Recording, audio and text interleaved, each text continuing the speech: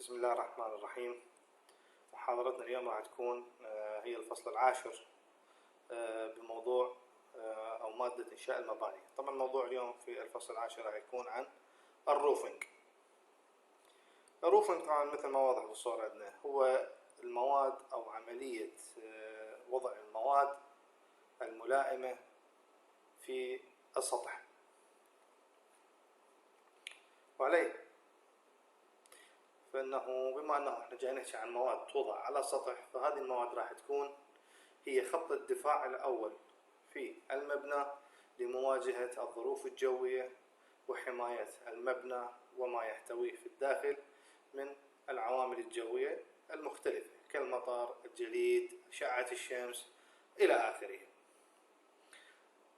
طبعا الروف السطح يساعد المبنى أو يساعد بشكل عام القاطنين في المبنى ويحميهم من الظروف المتطرفة. مثلا في أجواءنا حاليا في الصيف راح يحمينا من الحرارة المتطرفة في النهار، أو ممكن يكون عندنا حماية من البرودة مثلا في الشتاء أو في المناطق اللي تكون باردة جدا. فإذا راح يكون هذا حماية، خط الدفاع الأول اللي يحمي المبنى ويحافظ عليه من هذه الظروف المتطرفة هو الروفنج اللي راح نسويه، أو التسطيح بالعربي اللي راح نحطه على سطح المبنى.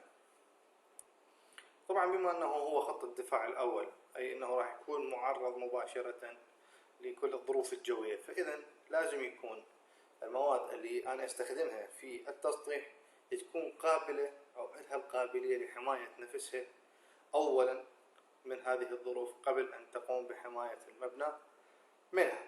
طبعا هذه الظروف المختلفة اللي جاي نحكي عنها، مثلا لما نحكي خلال النهار بالصيف راح يكون عندنا أشعة شمسية وحرارة جدا عالية، فإذا المواد اللي أنا أحطها على السطح لازم تكون عندها القابلية على استيعاب هذه الحرارة.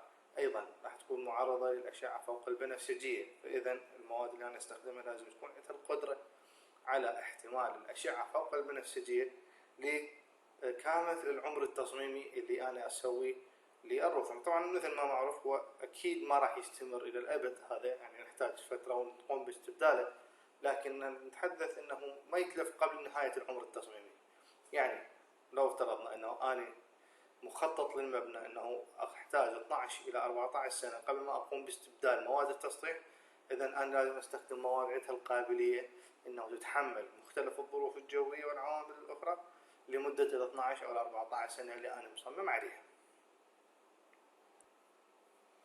طبعا هذه المواد خلال النهار لازم يكون عندها القابلية على امتصاص الحرارة من دون ما يحدث لها تلف مثل ما قلنا، وفي الليل راح تبدي هذه الحرارة يعيد إشعاعها إلى الجو المحيط والهواء المحيط بمواد التسطيح مالتنا، وبالتالي راح يصير أبرد، وعليه راح تتغير الحالة من السخونة إلى البرودة، فلازم يتحملها.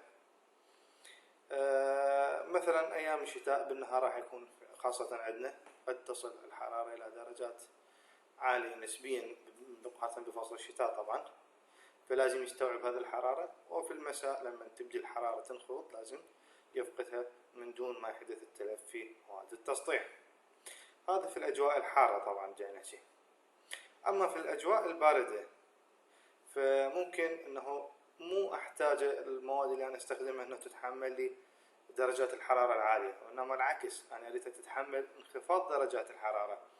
يعني مثلا مو درجات حرارة منخفضة، شوف مواد التسطيح مالتي يصير بها تشققات وتبدي تسمح لنفاذ المي إلى داخل المبنى مثلا، لا، لازم تكون عندها القابلية على احتمال البرودة العالية والجليد اللي ممكن يغطي هذه المواد طول فترة الشتاء.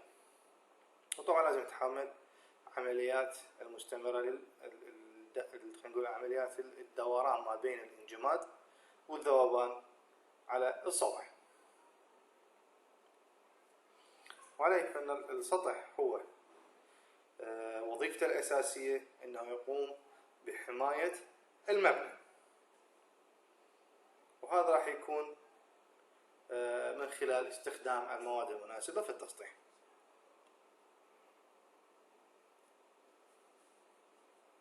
طبعا التسطيح يعتبر من المواد الأساسية جدا والعناصر الأكثر أهمية في المبنى. ليش؟ لأنه ممكن كل ما أنا قمت بعمله وترتيبه في داخل المبنى من مثلا بياض ممتاز، مثلا استخدام مواد جيدة جدا في السيلينج اللي حكينا عن المحاضرة المضت، كله ممكن يتلف لو كان أنا عندي مواد تسطيح رديئة وتسمح بنفاذ المي. مثلا نقول في بيوتنا الاعتيادية، أنا بعد ما انهيت الإنشاء مال المبنى وبياض درجة أولى وجص ممتاز وأعمال جدا راقية، وفجأة أشوف السطح مالي عبر مي والبياض أخذ رطوبة وبدأ يصير عندي تلف بالداخل المنشأ. كل هذا صار ليش؟ لأنه كان عندي مشكلة في التسطيح مالي. ولذلك يعتبر من العناصر الجدا مهم والأكثر مسببات للمشاكل والذهاب إلى التقاضي في المشاريع. يعني مثلا في أمريكا الإحصاءات تقول في حدود 65% من المشاكل القانونية بعد إنهاء المباني تأتي نتيجة لمشاكل في أعمال التسطيح. وهذا طبعا الرقم راح يبين أهميته لما نعرف أنه هاي أعمال التسطيح في كل مبنى مثل ما قلنا سابقا هي لازم تتم استبدالها كل 12 إلى 14 سنة. يعني خلينا نقول المبنى اللي عمره التصميمي مثلا 60 سنة، نتوقع أنه راح يحتاج تبديل بحدود 4 إلى 5 مرات لأعمال مواد التسطيح مالته خلال هذه المدة. فتخيلوا لو كل مرة نجيب مقاول عنده مشكلة، فمعناها أنا عندي دعاوى قضائية مستمرة. طيب هسه أنواع الروفينج، شنو أنواع السطوح اللي أنا موجودة عندي؟ بشكل أساسي عندنا نوعين. النوع الأول اللي هو اللي نسميه اللو سلوب روف، النوع الثاني اللي نسميه ستيب روف. طيب شنو الفرق بين النوعين؟ نجي للنوع الأول. A low slope roof is a water resistant roof and consists of continuous roof membrane over a relatively flat roof surface.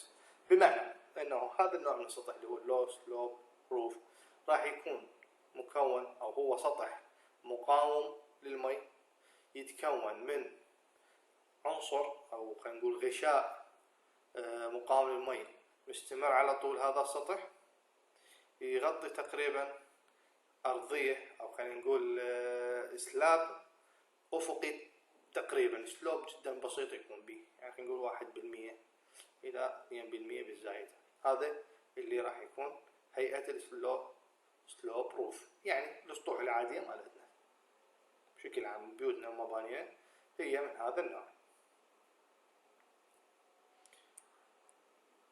طبعا على الرغم من أنه في هذا النوع من التسطيح يفترض أنه أنا أمنع حدوث تجمعات للمي على السطح، يعني بركة صغيرة تصير عندي، لكن مع ذلك فأنا لازم أصمم هذا السطح أنه يكون عنده قابلية على أنه يستوعب خزين متجمع من الماء. بمعنى أنا مصمم يفترض أنه أنا ما عندي تجمعات، لكن لو صارت عندي مشكلة مثلا فتحات التصريف المرزيب مالنا صار به انسداد، فبالنهاية راح يصير أنا عندي تجمع كبير للمي على السطح. فلو كنت أنا مصمم إنه ما يتحمل هاي التجمعات معناها راح يصير عندي تلف. لذلك فاني ما أسمح بالتجمع، لكنه بالتصميم لازم أصممه إنه عنده القابلية إنه يتحول إلى مسبح صغير ويتحمل هذا لمدة معينة.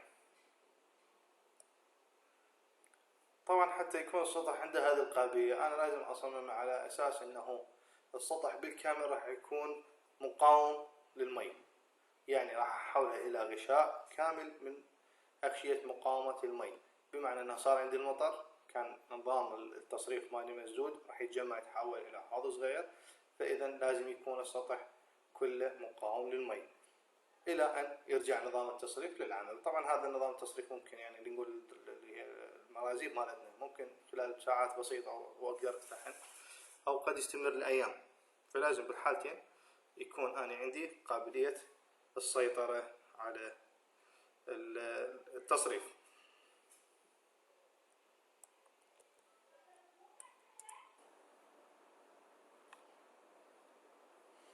طبعا هذا هسه منظر لسطح من نوع اللو سلوب روفنج. مثل ما نشوف عبارة عن سطح فلات مستوي مغطى بطبقة من مانع الرطوبة، وهذه الطبقة هي راح تحول السطح إلى حالة الووتر ريسيستنس أو الووتر بروفنج.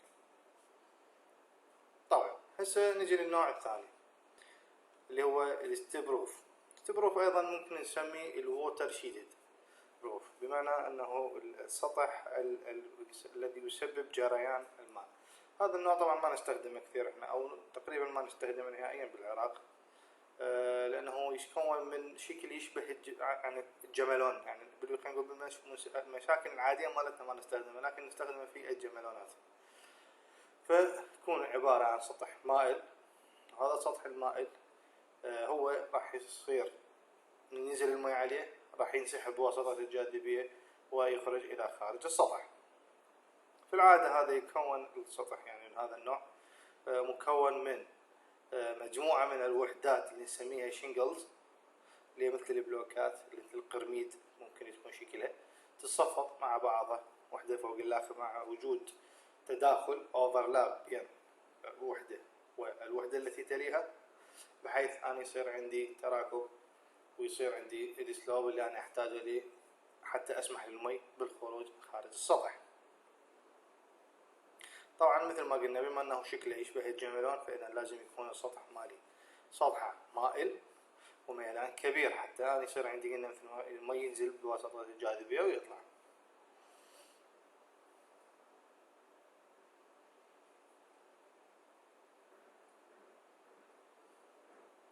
طبعا هذا التصميم الخاص بهذا النوع من السطوح يجب أن يكون عنده القابلية على تحمل أحمال الرياح وضغط الحرارة الهيت بريشر، وأيضا لازم يكون عنده قابلية على مقاومة الكابيلاري أكشن، يعني الخاصية الشعرية اللي ممكن تدفع بالمي وتسحبه إلى داخل المبنى أو ما بين الوحدات البنائية اللي أنا سبق سميناها شينجلز، وممكن يسبب لي نفاذ. إذا التصميم لازم يكون قادر على تحمل كل هذه الظروف. يفضل أنه أنا أستخدم طبقتين دبل كفرج من شينجلز، يعني طبقتين من الوحدات البنائية، وأيضا يكون عندي تداخل الأوفرلاب بشكل جيد حتى أضمن أن السطح مالي يكون قابل يمنع حدوث أي ليكات للمي أو الهواء. عليه ممكن نعرف كتعريف نهائي للنوعين. اللو سلوب روف نقدر نعرفه is defined as a roof with a slope of less than 3 to 12 and greater than 14 to 12. بمعنى أنه نقدر أعرف السطح من النوع الأول اللو سلوب هو سطح اللي يتراوح الميل ماله ما بين 25% ولغاية لا يعني أقل من 25% وبحدود 2% ما بين الرقمين، يعني الميلان يكون من 1% ولغاية 25%، ما يتجاوز 25. بينما النوع الثاني اللي هو الستيب روفينج راح يكون اللي قيمته مساوية أو أكبر من 25% ميل. هذا هو الفرق. طيب هذا طبعا شكل للنوع الثاني الستيب روفينج. مثل ما نشوف عبارة عن جملون. هنا أنا عندي وحدات بنائية تم تركيبها بعضها فوق بعض بحيث تشكل لي الأوفرلاب، والمي طبعا واضح أنه ما راح يحتاج إلى منظومة تصريف، راح ينزل بواسطة الجاذبية ويروح خارج السطح.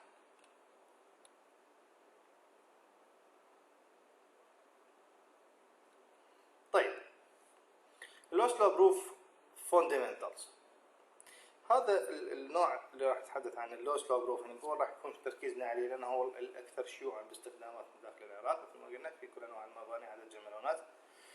طبعا راح يكون له مجموعة من الوحدات أو مجموعة من العناصر اللي يتكونه. العناصر هي الأول عنصر هو الروف ممبران، ثاني عنصر هو الانسوليشن، ثم الروف ديك، وأخيرا الفلاشينج، وممكن يكون عندي الباور ريتاردر. هذا طبعا راح نحتاجه بالمناطق الباردة أو المناطق عالية الرطوبة، يعني ممكن مكان فقط في هذه الحالات نستخدمه. الشكل التالي يوضح كل هذه الطبقات. مثل ما جاي نشوف أنا عند الروف ديك هو القاعدة الأساسية اللي ممكن تكون مصنوعة من البليت أو ممكن يكون الصبة السقف العادي مالنا. ثم طبقة الروف ممبران. طبعا هذا الروف ممبران بحسب وضعية التسطيح مالتنا، فإذا كانت من هذا النوع المعدني فراح يصير أنا عندي روف ديك، ومن ثم انسوليشن، وبعدين عندي الروف ممبران، فوقها عندي الفلاشينج.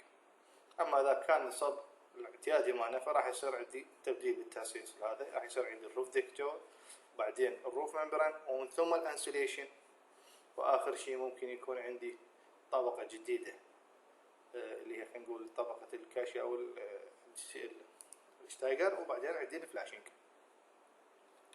طيب خلينا نجي الى كل حاجة او وحدة من الامور اللي حكيناها سابقا. نبتديها بالروف ممبران.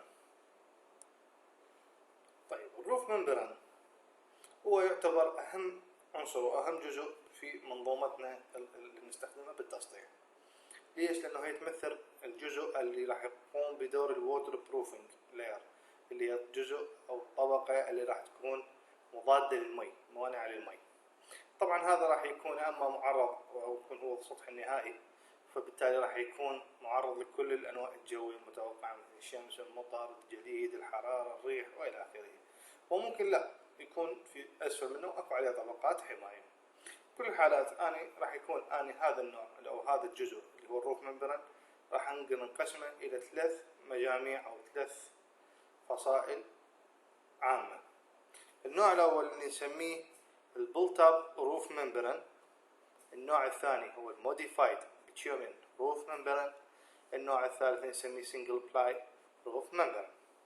طيب نجي عليهن واحد واحد. نجي للبلت اب روف ممبران. البلت اب روف ممبران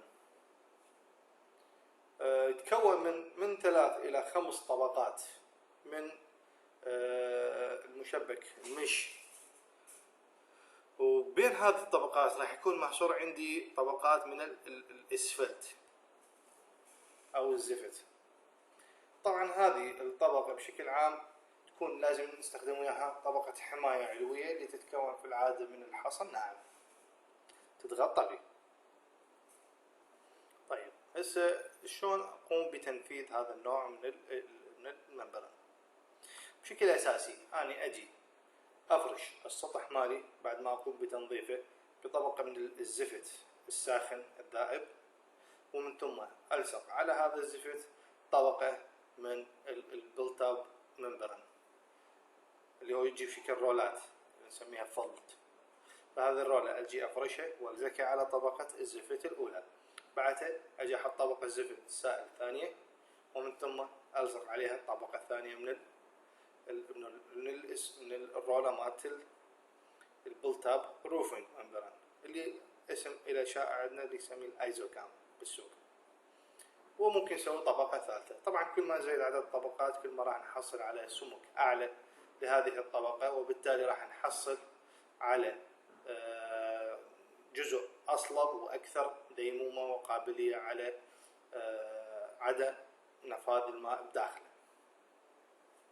هذا النوع مثل ما قلنا بشكل اساسي يحتاج بعد ما نخلص كل الطبقات اخر طبقة بهم لازم نغطيها بطبقة حماية تتكون في العادة من نقول من الجريجيت الناعم، الحصر الناعم اللي راح تشكل طبقة حماية من الظروف الجوية المختلفة، او ممكن من اذا حالة توقع حريقة او نار خارجية هذا راح يشكل طبقة حماية له. طبعا الاشكال التالية راح توضح لنا اسلوب تنفيذ هذا النوع من الممبران. مثل ما نشوف المرحلة الاولى اني اجي اذوب زفت، ويكون عندي هنا طبقات مجهزهن اني لازم من الايزوكام او اللباد. اجي افرش مثل ما تشوفون هذه الآلية اللي هي نفسها هذه تمشي تفرش عندي الزفت، وبعدها طبعا احنا بالعمل مالنا ممكن نجيب براميل كاملة ويتم تسخينها بالنار، وبعدها ابدي احملها بتنكات او باي وسيلة ثانية. ومن ثم نشوف المرحلة اللي بعدها بعد ما فرشنا الزفت اجي افرش الطبقة مال اللباد او الايزوكام مالتنا. ممكن اجي بعدها بطبقة اخرى من الزفت ومن ثم طبقة اخرى من اللباد، وهكذا الى ان اوصل لعدد الطبقات المطلوب. اخر ستيج او اخر مرحله طبعا هذا بعد ما تم فرش اللبات بالكامل. ونشوف اخر طبقه من اللبات هي هاي الجانب انه تحتاج لها حمايه. شلون نحميها؟ اكو هواي وسائل. واحده من الوسائل بشكل اساسي يكون استخدام هذا النوع من الحصو الناعم. طبعا هذا الحصو الناعم لما يكون انا عندي سطح خلينا نقول مو سطح مبنى اعتيادي، يعني مو سطح انا احتاجه ممكن استخدمه لاشياء متعدده، يعني سطح يكون قليل الحركه فوقه. اما اذا كان انا عندي سطح بحركه طبعا ما راح نقوم بهذا التنفيذ، راح ننفذ شيء اخر اللي هو نحط طبقات من التراب دفن، وبعدها ابدي بعمل كاشي او شتايجر.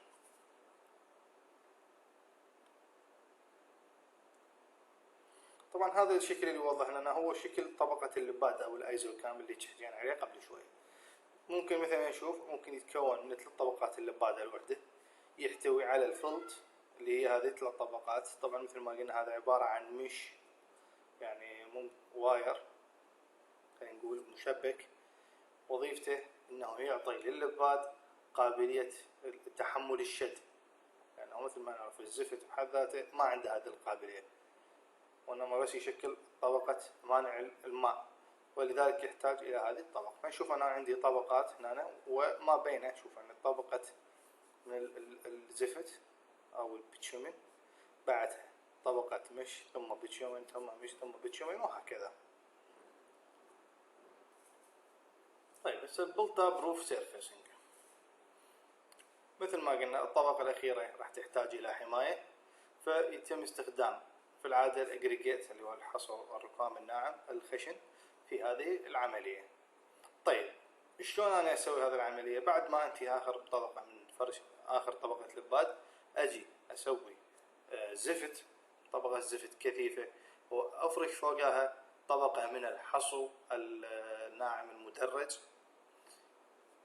وهذا الحصو طبعا بالتالي راح يصير عندي بيه راح يثبت نفسه داخل هذه طبقة الزفت الذائبة، ويلتصق فوق طبقة اللباد اللي الأساسية في الواتر بروف مالتي، وتحميها بالنهاية بعد ما يتصلب الزفت ويشكل لي سطح قوي لحماية اللباد مالي. طبعا هذا الحصو راح يكون مدرج، أكبر حجم مسموح لي به هو 34 ملم.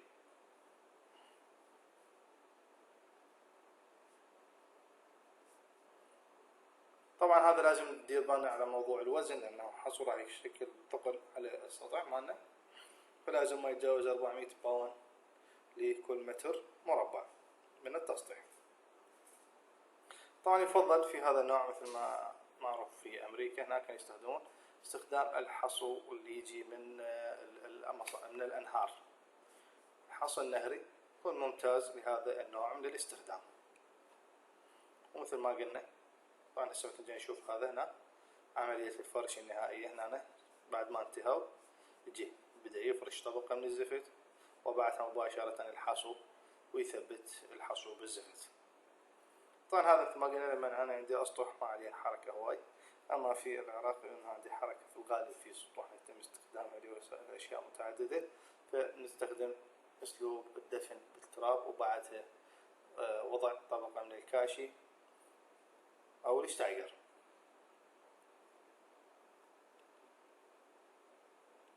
طبعا هسه نجي للفلت، الشبكة اللي بداخل اللباد مالنا. هذا في العادة يجي بشكلين، يا اما يكون من النوع الاورجانيك فلت نسميه النوع العضوي، او النوع الاورجانيك فلت او الشبكة الغير عضوية. فبالنوع الاول الشبكة العضوية راح نستخدم في العادة شبكة مصنوعة من الخشب او الورق، في حين في النوع الثاني اللي هو الانورجانيك في الغالب راح نستخدم الالياف الزجاجية. طيب هسه نجي عن الموديفايد بيتشومين روف ممبران، النوع الثاني من انواع الممبران اللي نستخدمها. طبعا الموديفايد بيتشومين روف ممبران هو نوع مشابه تماما تقريبا للنوع الاول اللي حكينا عليه، ايضا يتكون من طبقتين الى 3 طبقات من البيتشومين الموديفايد بيتشومين ويا الشيت المشي اللي حكينا عليه. فيصير انا عندي نفس الترتيب اللي حكينا عليه سابقا، بس يتم او يحتاج ايضا الى طبقة حماية من الحصو فوقه، او ممكن يكون طبقة حماية معدنية من الشيت، شيت معدني ممكن ينصب فوقه ايضا نفس السبب حكينا سابقا. لكنه ليش صار اسمه موديفايد معدل؟ لانه يتم اضافة نوع من انواع البوليمر الى البيتشومين العادي، الزفت او الاسفلت الاعتيادي اللي كنا نستخدمه، حتى يعطيه خواص جديدة تخليه اكثر مقاومة للظروف الجوية الباردة والاشعة الفوق البنفسجية.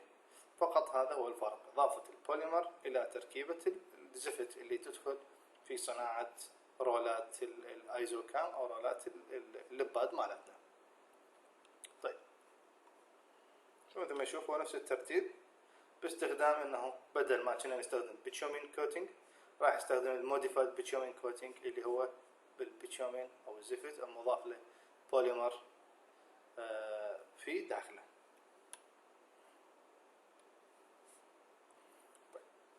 السنجل بلاي روف ممبران، هذا النوع من الروف ممبران يتكون من اسمه سنجل بلاي، من طبقة واحدة فقط، يعني شيت واحد من الساينتفك بوليمر، يعني الشبكة من البوليمرات، يعني نوع من انواع البلاستيك.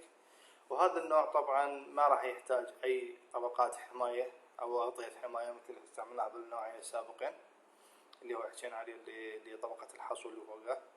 ايضا راح يكون اسهل في فرشه من النوعين السابقين، لانه ما راح يحتاج الى انه نستخدم وياه اي طبقات من الزفت الساخن، وبالتالي راح يكون فرشه واستخدامه اسهل من النوعين السابقات. بشكل اساسي هذا البوليمر او البلاستيك اللي راح يدخل في صناعة السنجل بلاي روف ممبران نقدر نقسمه الى صنفين. الصنف الاول اللي نسميه ثيرموسيتنج بوليمر او الانويلدبل بلاستيك. طبعا من اسمه هذا النوع راح نستخدم به بوليمر يكون غير قابل للتأثر بالحرارة، يعني ما راح يصير عندي به ليونة لما يتعرض للحرارة، أو انما بالعكس راح يبدي من تصيب الحرارة راح يصير به عملية تصلب، أشبه ما يكون مثل ما نسميه البيض المسلوق مالنا، البيضة تكون سائلة تعرض للحرارة راح تتصلب، فهو راح يكون من هذا النوع، بدل ما يصير عندي ليونة به بالعكس راح يصير صلب. طيب النوع الثاني يسمونه الثيرموبلاستيك بوليمر أو الهيت ويلدد بلاستيك. طبعا من اسمه هسه صار هذا النوع يختلف عن النوع الأول بأنه من تصير به حرارة راح يصير عندي به ليونة سوفتنس، ومن يستبرد يرجع إلى حالته الأساسية ويتصلب مرة ثانية، بمعنى أشبه ما يكون بالزبدة. طبعا هسه كل اللي حكينا هذا هو عن المكون أو المركب الأول من مركبات الروفنج. طيب النوع أو المركب الثاني هو اللي نسميه الروف انسوليشن، طبقة العزل. In typical low slope roof, the insulation is sandwiched between the membrane and the deck. بمعنى أنه لما نحكي عن اللو سلوب روفنج في العادة لما يكون أنا عندي أستخدم سطح من الخشب أو من المعدن، راح يكون هذه الطبقة محصورة ما بين السطح الخشبي أو المعدني وما بين الووتر بروف ممبران حكينا عليه قبل شوية. لكن في أعمالنا الاعتيادية خلينا نقول لما أنا عندي صب من السقف الكونكريتي لا راح ممكن تنعكس العملية ويصير أنا عندي السقف الكونكريتي ومن ثم الووتر بروف مالتي اللي هو اللي حكينا عليه قبل شوية، وبعدين تجي طبقة الانسوليشن.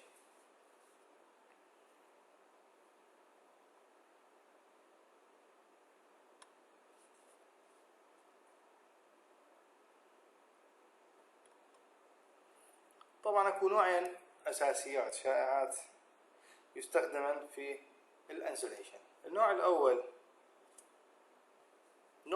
اللي نسميه ايزو بورت، اما النوع الثاني اللي ممكن نسميه الاكس بي اس بورت. طيب الايزو بورد هو اكثر استخداما من الاكس بي اس بورد. طبعا نحتاج الى مادة وسطية تكون ما بين الانسوليشن مالتنا والووتر بروف ممبران اللي نسميها الكفر بورد. طبعا هذا الكفر بورد وظيفته انه يخلي عندي توافق ما بين الممبران والانسوليشن. لما نستخدم نوع البول تاب او البول تاب موديفايد بيتشومين ممبران، بحالتي راح يكون انا عندي الكفر بورد اللي انا اكثر يعني باستخدامه اللي يسمونه البيرلايت بورد. هذا في العاده يكون السمك ماله بحدود 1 انش. بينما اذا استخدمت السنجل بلاي ممبران راح انا استخدم كفر هو الفايبر جلاس رينفورس جيبسون بورد، الواح من الجيبسون بورد اللي تكون مسلحه بالفايبر جلاس. هذا يكون بحدود سمكه بحدود الربع انش.